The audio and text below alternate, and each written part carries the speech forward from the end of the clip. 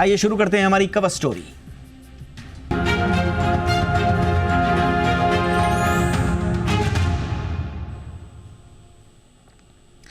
Rare earth elements को लेकर पूरी दुनिया में हाय तौबा मची हुई है और चीन इसकी सप्लाई को लेकर लगातार माइंड गेम खेल रहा है, क्योंकि चीन अकेले दुनिया भर की रेयर अर्थ एलिमेंट्स यानी कि REE का करीब 60 से 70% सप्लाई और 90% प्रोसेसिंग करता है। जाहिर है इसका सीधा और बड़ा असर भारत के साथ साथ दुनिया भर के तमाम इलेक्ट्रॉनिक ऑटो सेक्टर्स पर पड़ेगा। रेयर अर्थ एलिमेंट्स दरअसल होते क्या हैं और इलेक्ट्रॉनिक उत्पादों के लिए इतना क्यों अहम है, और सिर्फ उत्पादों के लिए नहीं बल्कि दुनिया की तमाम बड़ी बड़ी अर्थव्यवस्थाओं के लिए ये एक इतना इम्पॉर्टेंट फैक्टर क्यों है कि चीन इसे रणनीतिक हथियार के तौर पर, स्ट्रेटेजिक वेपन के तौर पर इस्तेमाल कर रहा है, और इसके विकल्प में भारत समेत दुनिया की क्या तैयारी है, करेंगे आज इसी पर चर्चा। रेयर अर्थ बहुत दिनों से चर्चा में है, इसलिए खास मेहमानों के संग हम डीकोड करेंगे इसे विस्तार से। पहले रिपोर्ट। आपका स्मार्टफोन हो या घर का टीवी या फिर रफ्तार भरते फाइटर जेट्स या फिर इलेक्ट्रिक व्हीकल्स या एक्सरे मशीन, इन सभी उत्पादों के निर्माण में रेयर अर्थ एलिमेंट एक जरूरी कंपोनेंट है। फिलहाल दुनिया भर में इन दिनों रेयर अर्थ एलिमेंट को लेकर न केवल गहमा गहमी का माहौल है, बल्कि इसकी किल्लत को लेकर भी हंगामा मचा हुआ है। कोई इसकी सप्लाई चेन में बाधा पड़ने को लेकर बेचैन है, तो किसी को ये लगता है कि अगर इसकी किल्लत हो गई या इसकी जरूरत के मुताबिक सप्लाई नहीं हुई तो आने वाले दिनों में इलेक्ट्रॉनिक उत्पादों की कीमतों में भारी उछाल आ सकता है। ऐसे में ये समझना बहुत जरूरी है आखिरकार रेयर अर्थ एलिमेंट को लेकर ऐसी चर्चाएं क्यों हो रही हैं और इसे लेकर चीन की क्या भूमिका है। दरअसल इसी साल अप्रैल की शुरुआत में ही चीन ने कुछ रेयर अर्थ मेटल्स के एक्सपोर्ट पर पाबंदी लगा दी थी। चीन के इस कदम को ट्रंप के जवाबी टैरिफ के काउंटर अटैक के तौर पर देखा गया। क्या वाकई चीन रेयर अर्थ एलिमेंट को लेकर ब्लैकमेलिंग कर रहा है? क्योंकि चीन रेयर अर्थ एलिमेंट का सबसे बड़ा सप्लायर कंट्री है। अकेले चीन दुनिया के रेयर अर्थ एलिमेंट का करीब 60 से 70% सप्लाई और 90% प्रोसेसिंग करता है। यहाँ तक कि रेयर अर्थ को लेकर अमेरिका, जापान, मलेशिया और भारत जैसे देश भी काफी हद तक चीन पर ही निर्भर हैं। जानना जरूरी है कि चीन ने इस साल जून में अमेरिका को 353 metric ton rare earth magnet का निर्यात किया।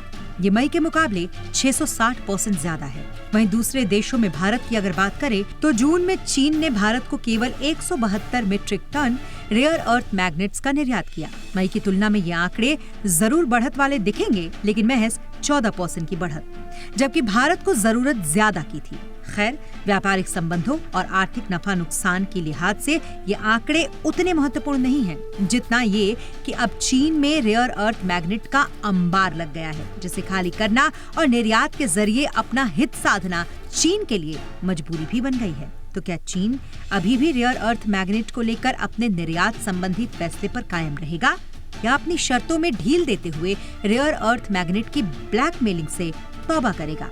ये देखने वाली बात होगी। ब्यूरो रिपोर्ट, जी मीडिया। बहुत ही खास मेहमान इस वक्त हमारे साथ हैं। स्वागत करते हैं रजनीश गुप्ता जी का, पार्टनर है इकोनॉमिक पॉलिसी EY इंडिया के। बहुत बहुत स्वागत है गुप्ता जी आपका हमारे शो पे। हमारे साथ हैं अरुण मल्होत्रा जी, जाने माने ऑटो एक्सपर्ट हैं और XMD निस्सान इंडिया के। मल्होत्रा जी बहुत बहुत स्वागत है सर आपका भी हमारे शो पे। गुप्ता जी, चर्चा की शुरुआत आपसे कर रहे हैं सर। हम देख रहे हैं कि एक जियोपॉलिटिकल स्ट्रेटजी के रूप में अब चाइना इसको रेयर अर्थ को ट्रेड वॉर्स के रूप में और जियोपॉलिटिकल लेवरेज के लिए हथियार के रूप में अब इस्तेमाल कर रहा है, ठीक वैसे ही 2010 में जैसे जापान के खिलाफ किया था। आखिर क्या है ऐसा रेयर अर्थ में, और उसमें भी चाइना के पास ऐसा तुरुप का इक्का ये क्यों बन गया है सर कि पूरी दुनिया की दुखती नब्ज सरीखा हो गया है?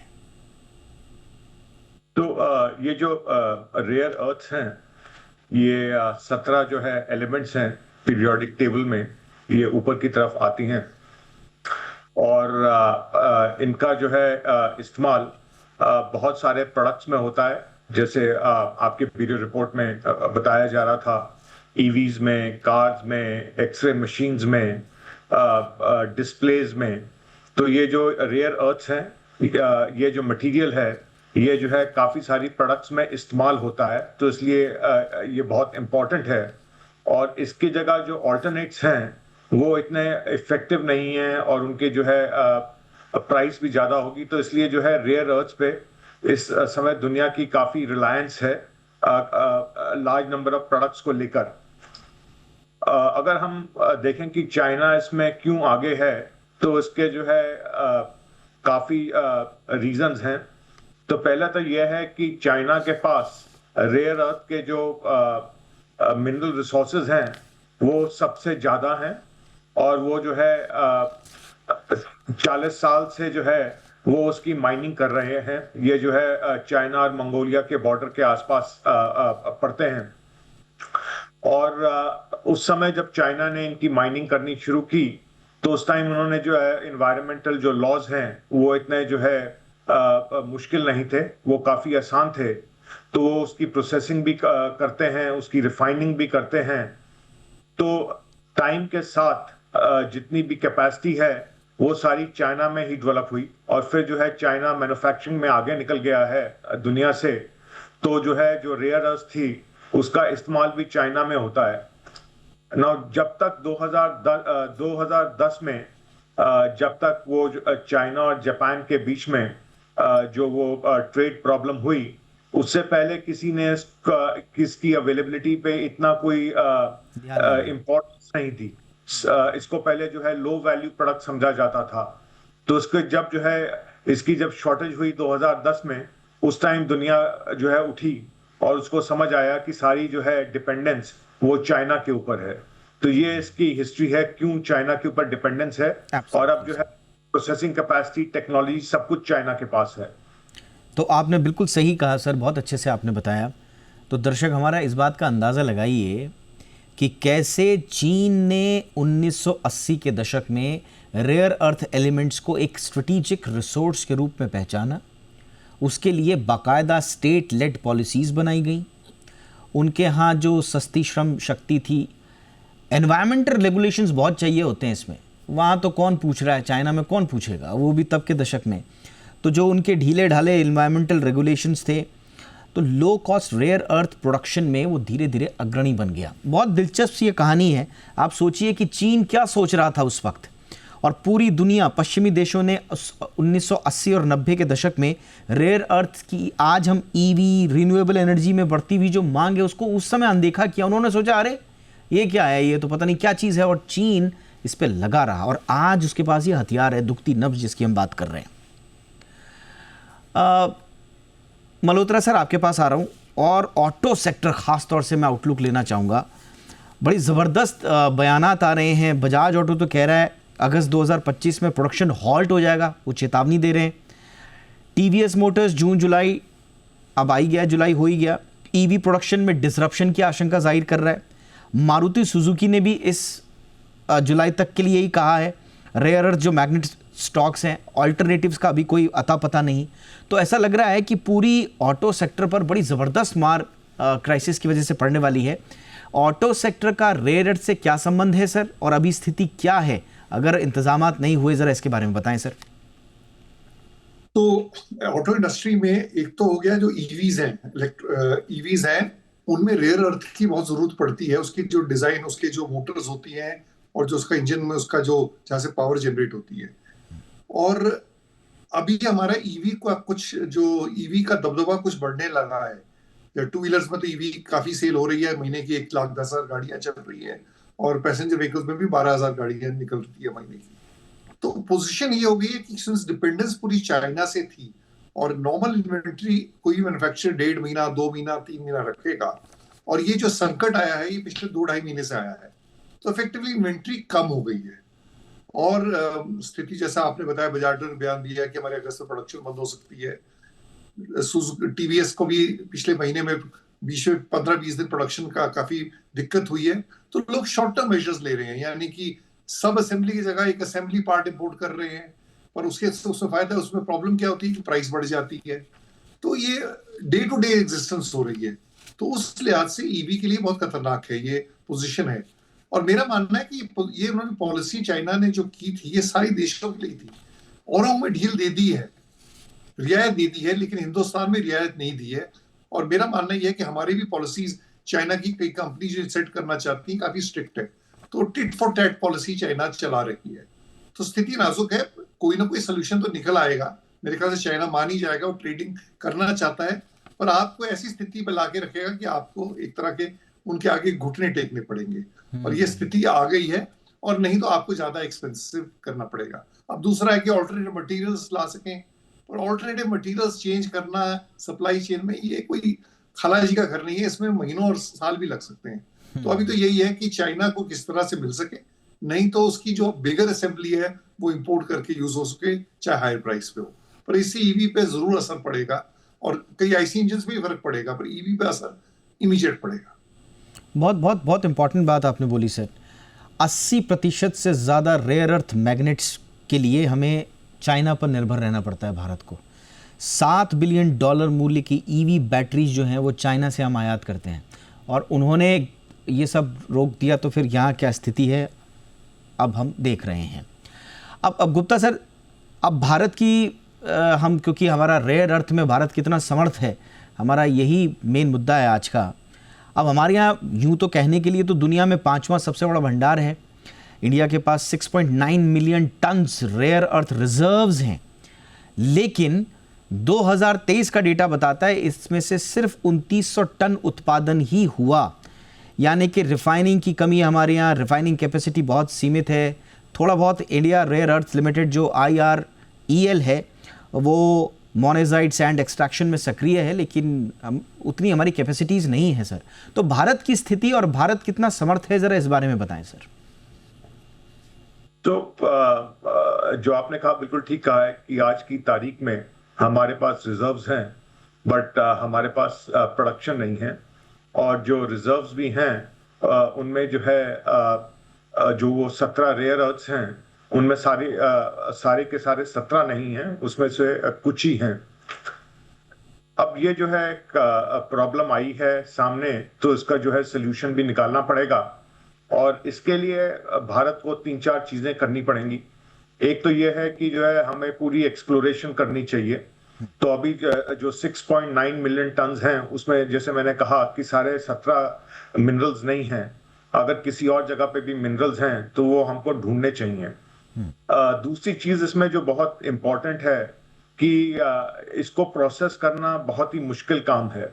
तो इसमें 2 स्टेजेस हैं। एक तो पहले उसका सेपरेशन करो, उसमें से जो है जो इम्प्योरिटीज हैं उनको निकालो, और फिर जो दूसरा प्रोसेस जिसको हम रिफाइनिंग कहते हैं, जैसे स्टील प्लांट में जाके जो है आयरन ओर को हम जो है ब्लास्ट फर्नेस में डालते हैं और ऑक्सीजन से उसको अलग करते हैं, तो दूसरा रिफाइनिंग का प्रोसेस है। नाउ जो रेयर अर्थ की मात्रा है मिनरल्स में वो बहुत लो होती है, तो इसके लिए जो है बहुत स्पेशलाइज्ड टेक्नोलॉजी की जरूरत है, और वो टेक्नोलॉजी जो है इंडिया के जो रिसोर्सेज हैं उसके लिए होनी चाहिए। और आज की तारीख में जो टेक्नोलॉजी है, जो स्किल्ड मैन पावर है, और जो इसके लिए इक्विपमेंट चाहिए, वो सारा जो है चीन के पास है। तो हमें इस एरिया में जो है काफी R&D करने की जरूरत है। दूसरे देशों के साथ मिलके काम करने की जरूरत है। जैसे जापान में जो है कुछ टेक्नोलॉजीज अवेलेबल हैं, ऑस्ट्रेलिया में रिसोर्सेज अवेलेबल हैं, तो हमें उनके साथ जो है मिलके ये टेक्नोलॉजी डेवलप करनी पड़ेगी। और मेरा ये मानना है कि अगर टेक्नोलॉजी डेवलप हो गई तो हमारे यहाँ जो है प्रोडक्शन फैसिलिटीज भी आ जाएंगी। इसमें जो है जो भी पैसे और इन्वेस्टमेंट की जरूरत है वो कहीं ना कहीं से आ जाएगी। सो मेरे विचार में एक तो इसमें एक्सप्लोरेशन होनी चाहिए, जो भी हमने ढूंढा है उसको माइन करना चाहिए, और जो माइन करके निकाला है उसको जो है रिफाइन करना और उसमें सेपरेशन करना, उसकी टेक्नोलॉजीज हमें डेवलप करनी पड़ेंगी। अगर हम ये सब कर लेते हैं तो जो है हमारी आज की जो है जो हम सेल्फ रिलायंस देख रहे हैं वो जो है बढ़ जाएगी। Absolutely sir. ये अब देखिए, ये तो आज की स्थिति है, लेकिन हमने एक बहुत बड़ा सुनहरा मौका भी मिस किया था, अब हमने जो प्रोडक्शन है, सप्लाई चेन्स हैं, उस पर समय रहते काम नहीं किया। बहरहाल उसके अलग रीजंस हैं हमारे, बट उन पर न जाते हुए सर ने बहुत अच्छे से बताया कि इस वक्त भारत में क्या स्थिति है। काम करना पड़ेगा, लेकिन अभी वक्त लंबा लगेगा। थोड़ा सा ईवी ग्रोथ, क्योंकि मल्होत्रा सर आपने ईवी का भी जिक्र किया। अच्छा, by the way, two wheeler segment में भी काफ़ी बड़ी मार पड़ी है। ओला इलेक्ट्रिक और एथर एनर्जी जैसे टू व्हीलर मैन्युफैक्चरर्स जो हैं वो सप्लाई शॉर्टेज का सबसे ज़्यादा ख़तरा का सामना करेंगे, ऐसा बताया जा रहा है। ये भी कुछ प्रोजेक्टेड डेटा आ रहे हैं मल्होत्रा सर कि इलेक्ट्रिक टू व्हीलर्स का जो 27% ऑफ ग्रोथ है और इलेक्ट्रिक पैसेंजर व्हीकल्स का 35 to 40% ग्रोथ FY26 में, ये बड़ा संकट में आ गया है सर। तो इसके लिए हमारे पास क्या समाधान हो सकते हैं? और जैसा आपने बताया कि अब या तो उसके आगे घुटने टेक दीजिए या फिर महंगे दामों में ले लीजिए, तो आपको ज़्यादा वास्तविकता के करीब कौन सा विकल्प लग रहा है? क्या क्या परिस्थिति होगी क्या आगे? एक तो जो गुप्ता जी ने बड़ी अच्छी तरह समझाया कि हमें कैसे अपना सिस्टम बिल्ड करना है, पर उसमें लगेंगे यूनिट ऑफ करेंसी महीने नहीं साल लगेंगे उसमें, और उस कार्य भी करना पड़ेगा, कभी तो शुरुआत करनी पड़ेगी। अब जहां तक शॉर्ट टर्म की बात है, इसमें 3 ऑल्टरनेटिव्स थे। सबसे बड़ा ऑल्टरनेटिव है जो आपने कहा कि चाइना को किसी तरह मना लिया जाए, जो लगता है शायद मान जाएगा, पर कुछ कह नहीं सकते। दूसरी चीज है कि रेयर अर्थ को आप इंपोर्ट करोगे तो अलाउ नहीं करते, पर अगर उसकी सब असेंबलीज होती हैं जो हायर कॉस्ट करती हैं, उनको इंपोर्ट कर सकते हो आप डायरेक्टली, पर कॉस्ट ऐड होगी। और वैसे भी ईवी टू व्हीलर्स वैसे भी प्राइस, सरकार ने भी इंसेंटिव काफी घटा दिए हैं, जैसे पहले टू व्हीलर्स में मिलते थे फेम पॉलिसी में। तो अगर प्राइस उससे और बढ़ती है तो एक चैलेंज आ जाता है, पर वो सबसे शॉर्ट टर्म सोल्यूशन है। और तीसरा है कि कुछ और मटेरियल्स यूज कर सकें जो रेयर जैसे ना हो, बट कर सकें जिसपे, पर अगेन उसमें महीने लगेंगे। तो शॉर्ट टर्म में तो यही है कि जो सब असेंबलीज जिसमें रेयर अर्थ पार्ट है उसको इंपोर्ट कर लिया जाए, कि उस पर रिस्ट्रिक्शन नहीं है, और मेरे ख्याल से कुछ कंपनियों ने शुरू कर दिया है। तो वो इसका सिर्फ इस समय शॉर्ट टर्म सोल्यूशन है, चाइना का मानना या इंपोर्ट करना slightly bigger assembly at higher price. और मीडियम और लॉन्ग टर्म तो जैसे गुप्ता जी ने बताया, you have to invest in resources, man power, quality, various things. तो लंबे रेस, वो मैराथन रेस की तरह है। तो ये सोल्यूशन है इस समय। कुछ सर अल्टरनेटिव की बात भी कही जा रही है, इंडस्ट्री एडजस्टमेंट्स की बात भी कही जा रही है। हालांकि आपने कहा कि इसमें काफ़ी टाइम लगेगा, मैं मल्होत्रा से आप ही से पूछ रहा हूँ, लेकिन कुछ ऑटोमेकर जो प्रोडक्ट मिक्स एडजस्टमेंट्स भी कर रहे हैं, अल्टरनेटिव मोटर कॉन्फ़िगरेशंस पर काम कर रहे हैं, क्या ये अभी भारत में ऐसी परिस्थितियां हैं कि हम इस तरह के विकल्प अपना पाएं? नहीं, कर रहे हैं, जो आपने कहा शुरुआत की है, पर मेरे ख्याल से अगर आपकी प्रॉब्लम प्रोडक्शन की अगस्त से आ गई है और जुलाई में आपकी प्रोडक्शन अपसेट हो रही है, तो मेरे ख्याल से जो ऑल्टरनेटिव्स हो रहे हैं इसमें भी कोई एक क्विक फिक्स सोल्यूशन नहीं है। इसमें भी महीने 2-3 महीने लगते हैं, कुछ आप कॉन्फ़िगर करो, बिकॉज ये R&D का काम है, कोई जुगाड़ वाला काम नहीं है। तो आई डोंट थिंक, तो एक तो शॉर्ट टर्म हो गया जो इमीडिएट पहले बोले, फिर हो गया मीडियम टर्म जो आप कह रहे हैं कि कॉन्फ़िगरेशन चेंज हो सकती है, कोई डिफरेंट मटेरियल हो सकता है, कहीं बाहर से इंपोर्ट कर सकते हैं, बिकॉज वर्ल्ड की सप्लाई चेन बड़ी कॉम्प्लेक्स है। और तीसरा, जैसे गुप्ता जी ने कहा कि लॉन्ग टर्म, तो मेरे ख्याल से इस समय तीनों पे काम करने की जरूरत है, short term, medium term, long term. और आई थिंक सबसे बड़ी जरूरत है, हमें अपनी पूरी सप्लाई चेन को देखना है इस समय। इलेक्ट्रॉनिक इंडस्ट्री हो, चाहे सॉफ्टवेयर या इलेक्ट्रॉनिक्स इंडस्ट्री हो, ऑटो इंडस्ट्री हो, जहां जहां वनरेबल है, सेमीकंडक्टर में वनरेबल थे, कोरोना में निकल के आई, तो इस समय जरूरत है पूरी इकोसिस्टम को देखना।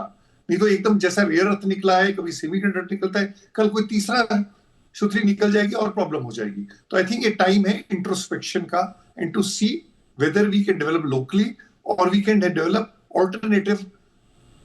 ऑल्टरनेटिव्स हम दूसरे देश से कर सकते हैं, इंपोर्ट या कुछ ना कुछ और कॉम्बिनेशन कर सकते हैं। तो आई थिंक थोड़ा सा उस पर चिंतन का समय है इस समय। और देखिए, और चाइना तो मतलब सीधा सीधा एक तरह से चैलेंज ही कर रहा है हमें। मतलब आप देखिए कि जर्मन ऑटोमेकर्स हैं, बड़े मार्केट्स को वो प्रायोरिटी दे रहा है। यूएस के साथ उसका अभी एक टेम्परेरी जो ट्रूस टाइप का है वो हुआ है, तो वहाँ पर अल्टीमेट जो है ज़बरदस्त तरीके से वहाँ पर एक्सपोर्ट्स में उछाल है, और इंडिया का जो है वो डिले पे डिले कर रहा है वहाँ पर। बहरहाल इससे हमें थोड़ा सा पार पाना पड़ेगा। लेकिन गुप्ता सर, इंडिया का फ्यूचर प्लान आपको क्या नज़र आ रहा है, और ये क्या सही दिशा में है? हम हैदराबाद में रेयर अर्थ मैग्नेट प्रोडक्शन शुरू करने की योजना बना रहे हैं। नेशनल क्रिटिकल मिनरल मिशन हमने शुरू किया है 2025 में। इसमें हम डोमेस्टिक RE में हम चाहते हैं कि सेल्फ रिलायंस हो जाएं, कुछ इंसेंटिव स्कीम्स भी हमने मेरे ख्याल से 1300-1400 करोड़ के आसपास की subsidy scheme rare earth magnet manufacturing के लिए की है। ये सब प्रयास सर जितने हैं ये पर्याप्त हैं, और फ्यूचर प्लान की दिशा आपको क्या लग रही है गुप्ता सर? तो मेरे विचार में सबसे इंपॉर्टेंट चीज तो ये है कि हमने इस प्रॉब्लम को रिकॉग्नाइज किया है। जैसे मल्होत्रा सर ने बोला कि जो है हमें सारी सप्लाई चेन की वनरेबिलिटी जाननी चाहिए, उस तरह जो है इसमें सबसे इंपॉर्टेंट चीज तो ये है कि हमने कहा कि यहाँ पे ये प्रॉब्लम है और इस प्रॉब्लम को सॉल्व करना चाहिए। और सरकार ने कुछ मेजर्स भी लिए हैं। सो जैसे पिछले दिनों जो है रिपोर्ट आई थी 3-4 दिन पहले कि सरकार जो है मिनरल लॉज को अमेंड करने का जो है प्रपोजल बनाया है कि जो माइनिंग लीज है उसमें अगर किसी को कोई रेयर अर्थ्स मिलते हैं तो वो भी जो है वो माइन कर सकते हैं, और जो जिस मिनरल के लिए लीज मिला है सिर्फ उस पे नहीं रिस्ट्रिक्ट होंगे, उसको भी माइन किया जा सकता है। उसी तरह जो मिनरल एक्सप्लोरेशन है उसमें भी जो है कुछ ब्लॉक्स आइडेंटिफाई किए गए हैं जहां पे मिनरल एक्सप्लोरेशन की जा सकती है और रेयर अर्थ्स को ढूंढा जा सकता है। तो इसमें जो है मोटे तौर पे तो 3-4 चीजें ही हैं, माइनिंग है, एक्सप्लोरेशन है, प्रोडक्शन फैसिलिटीज बनानी है मैग्नेट्स के लिए भी और रेयर अर्थ्स की प्रोसेसिंग के लिए भी। तो जो है सरकार इन तीनों चारों चीजों को रिकॉग्नाइज कर रही है और यहाँ पे शुरुआत हुई है।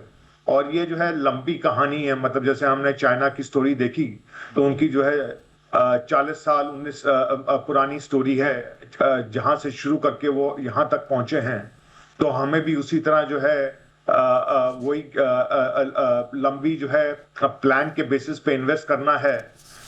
तो मेरे ख्याल से जो है इस टाइम प्रॉब्लम की रिकॉग्निशन है, ये रिकॉग्निशन है कि क्या क्या चीजों पे काम करना है और उस पे जो है शुरुआत हो रही है।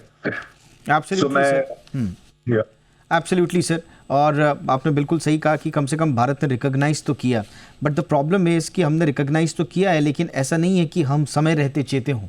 जब बिल्कुल संकट हमारे दरवाजे पर खड़ा हो गया, इंडस्ट्री त्राहिमाम करने लगी, तब जाके हमें ये समझ में आया कि भाई जो काम चाइना ने 20-30 साल पहले कर लिया वो हमको करना चाहिए था। बहरहाल एक बड़ा इंपॉर्टेंट पॉइंट इसमें, सरकार तो अपनी तरफ से कोशिश कर रही है सर मल्होत्रा सर, लेकिन इसमें प्राइवेट सेक्टर की भागीदारी, इसमें टेक्नोलॉजी, इसमें रिसर्च R&D में, प्रोडक्शन में, मैन्युफैक्चर, इसमें प्राइवेट सेक्टर कैसे और आगे आ सकता है सर? इसके लिए हमको क्या करना पड़ेगा? अगर इंडिया में हम कहते हैं, वर्ल्ड में हम कहते हैं ना, इंडिया को has become the manufacturing hub of the world. अगर मैन्युफैक्चरिंग हब हमें बनना है और चाइना +1 स्ट्रेटेजी लानी है, हमें R&D में इन्वेस्ट करना है, जो कि इंडस्ट्री काफी कम करती रही है।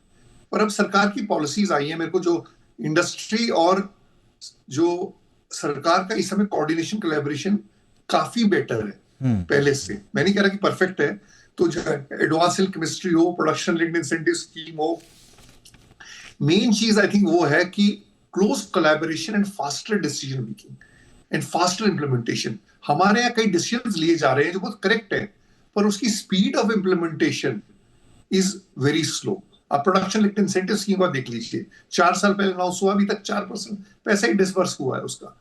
तो advance chemistry still at the early stage. तो आई थिंक जो नीड है, एंड आई थिंक दूसरी इंडस्ट्री का जो नीड है, एक अपने खेमों में नहीं बने रहे, ये नेशनल प्रॉब्लम है। कई चीजें R&D हमें कॉमन करनी पड़ेगी सारी कंपनीज को मिलके। अभी तक हर कंपनी अगर अपना अपना तूती बजाएगी, अपना अपना करेगी, ये नहीं हो पाएगा। कुछ चीजें देश के लिए जरूरी है, तो इसके लिए कोई कॉमन फंड बनके, कॉमन कोलैबोरेशन बनके, इंडस्ट्री का और इंडस्ट्री और गवर्नमेंट की भागीदारी, ये जरूरत है। ये होगा तो हम बहुत जल्दी प्रगति कर पाएंगे। टैलेंट की हमारे में कमी नहीं है, आई थिंक रिसोर्सेज की कमी नहीं है, थॉट की कमी नहीं है, पर collaboration, coordination and speed of implementation, ये हमें बढ़ा रही है।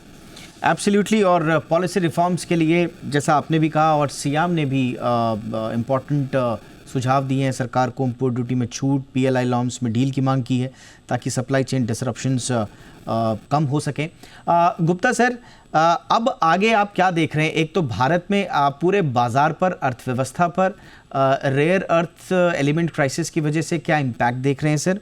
और अब दुनिया ने ऑल्टरनेटिव सोर्सेज पर काम करना शुरू कर दिया है। यूएस, जापान और यूरोप, ऑस्ट्रेलिया और वियतनाम जैसे देशों से रेयर अर्थ आयात करने की कोशिश कर रहे हैं। हालांकि कब तक होगा, कैसे होगा, लेकिन ऑल्टरनेटिव अरेंजमेंट्स लोगों ने शुरू कर दिए हैं। तो overall global supply chains and then फिर इंडियन अर्थव्यवस्था पर उसके असर को लेकर आपका क्या आकलन है?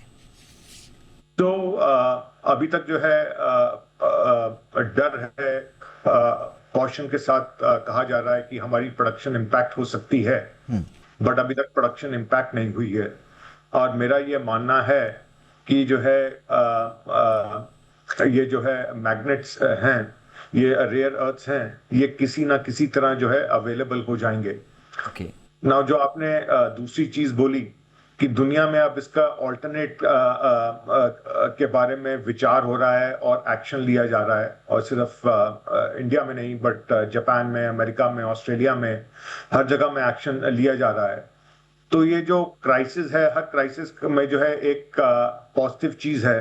पॉजिटिव चीज है कि आपको पता चल जाता है कि कहाँ पे आपकी प्रॉब्लम है और आपका उसका सोल्यूशन निकाल रहे हैं। तो अब जो है सबको पता है कि जो है हम एक देश पे डिपेंडेंट नहीं हो सकते हैं, इसके ऑल्टरनेट जो है सप्लाई सोर्सेज होने चाहिए। सो आई थिंक उस सब पे डेवलपमेंट होगी, और ये जो पोजीशन है रेयर अर्थ्स और मैग्नेट्स में, ये जो है टाइम के साथ खत्म हो जाएगी। और अगर हमारे यहाँ कोई जो है प्रोडक्शन लॉस नहीं हो इसके वजह से, और जो है तो जो है हमारी जो अर्थव्यवस्था है उस पे इसका कोई जो है ज्यादा असर नहीं पड़ना चाहिए। और मेरा मानना है कि ये प्रोडक्ट्स किसी ना किसी तरह अवेलेबल हो जाएंगे, बिकॉज जो है चाइना को भी अपना माल जो है बनाना है, दूसरे देशों में बेचना है, वो अपने पास सब कुछ नहीं रख सकते। बहुत इंपॉर्टेंट बात बोली। और इसी के साथ अगर आप चीन के अंदर की स्थिति को आप देखेंगे तो बहुत सारे रिपोर्ट्स ये भी कह रही हैं, क्योंकि चीन ने इसे नेशनल सिक्योरिटी का इशू बना दिया है। और हुआ क्या है ये भी थोड़ा आपको बता देते हैं कि चीन ने किया क्या एग्जैक्टली। अप्रैल 4 तारीख से चाइना ने 7 रेयर अर्थ एलिमेंट्स पर जो एक्सपोर्ट लाइसेंस का नियम लगा दिया। अच्छा, वो कर क्या रहा है? अप्रूवल्स में बहुत देरी कर रहा है। जिन जिन के साथ उनके बातचीत हो जा रही है, जैसे अभी हमारी 30 से ज़्यादा एप्लीकेशंस जो हैं वो चाइनीज़ मॉफकॉम से अप्रूवल्स के लिए लंबित हैं। ये वही संस्था है जहाँ से हमको अप्रूवल, जो लाइसेंस इन्होंने कर दिया है। दूसरा, इन्होंने क्या किया है कि एंड यूज़ डिस्क्लोजर जो है वो अनिवार्य कर दिया है कि भैया क्या इसका इस्तेमाल आप करेंगे वो पहले हमें बताइए। अब इसमें बड़ा लंबा समय लग जाता है और कई बार ये फलीभूत भी नहीं होता है, इसलिए ये पूरी सप्लाई चेन जो है रुकी हुई है।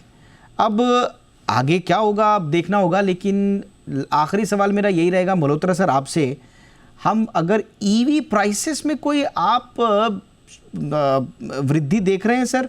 फेस्टिव सीजन सेल्स भी आ रही है, तो क्या हम ये मान के चलें कि गाड़ियां महंगी होंगी? ईवी का पेनिट्रेशन अभी हमारे देश में काफी कम है और प्राइस सेंसिटिविटी ज्यादा है। जो गैप था ना आईसी इंजन और ईवी का, बिकॉज सरकार ने सब्सिडी घटाई है। अगर जो डायरेक्ट वैल्यू एडिशन का जो गवर्नमेंट का प्रेशर रहता है इंडस्ट्री पे, अगर वो थोड़ा सा वेव करे कुछ टाइम तक, उससे कुछ बेनिफिट होगा। आई थिंक इंडस्ट्री लगाने के लिए तैयार है। अभी तक कंट्रीब्यूशन ज्यादा नहीं है, मेरे ख्याल से 2-4% प्राइस बढ़ा देंगे तो चल जाएगा, पर लॉन्ग टर्म सोल्यूशन ये नहीं है। तो आई थिंक थोड़ी सी प्राइस तो बढ़ानी पड़ेगी, नहीं तो कंपनीज को अब्सॉर्ब करना पड़ेगा। और अधिकतर कंपनियां ईवीज में कोई अभी ज्यादा कमा नहीं रही है, जिस तरह आईसी इंजन में कमाई है कंपनियों की, ईवीज में बैक टू बैक और बिल्कुल नो अर्निंग पे चल रहा है। तो इस लिहाज से वो चैलेंज होगा। तो फेस्टिवल सीजन आ रहा है तो डेफिनेटली अराउंड द कॉर्नर है।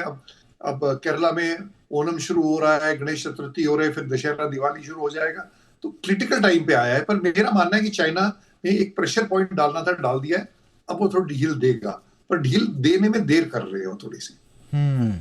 तो कुल मिला के भारत के पास अभी 2 ही विकल्प हैं। पहला तो डिप्लोमेटिकली आप चीन से बात कीजिए और अपने लिए कुछ रियायत मांगिए। भारत की तरफ से हमने देखा है कि टॉप लीडरशिप से भी प्रयास हो रहे हैं, बैक चैनल स्टॉक्स भी हो रही होंगी।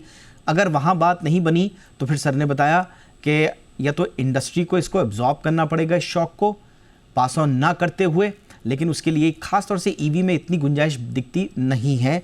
इसलिए 5 से 8% की एक संभवतः वृद्धि हम ईवी में देख सकते हैं। फेस्टिव सीजन सेल्स भी है क्योंकि, तो इसलिए बड़ा क्रूशियल है ये। तो ये तो रहे फिलहाल विकल्प, और जो दुनिया में जिन विकल्पों पर बात हो रही है वो रिसाइकलिंग पर हो रही है। हालांकि भारत में भी इंडस्ट्री विकसित नहीं है, लेकिन एंड ऑफ लाइफ ईवी से रेयर अर्थ मैग्नेट्स को रिसाइकिल करने की संभावना भी है, तो इस पर काम हो रहा है। भारत में अभी हम बहुत पीछे हैं। अभी ऑल्टरनेटिव सोर्सिंग का मैंने आपको बता दिया। इंडिया, ऑस्ट्रेलिया, जापान, वियतनाम जैसे देशों से रेयर अर्थ आयात करने की कोशिश हो रही है। और एक और विकल्प है, लेकिन वो भी छोटा सा है, वो फुली असेंबल्ड मोटर्स आप ले आइए चीन से, है ना। बट वो एक टेम्परेरी सॉल्यूशन होगा क्योंकि लोकलाइजेशन के टारगेट्स भी हैं, तो वहाँ पर आपको चुनौती मिलेगी। और एक और है जो विकल्प के तौर पर उभर कर सामने आ रहा है, इंडक्शन मोटर्स। ये इंडक्शन मोटर्स जो है, रेयर अर्थ मैग्नेट्स की आवश्यकता इनमें नहीं पड़ती, लेकिन इसमें परफॉर्मेंस में फिर कमी आ जाती है।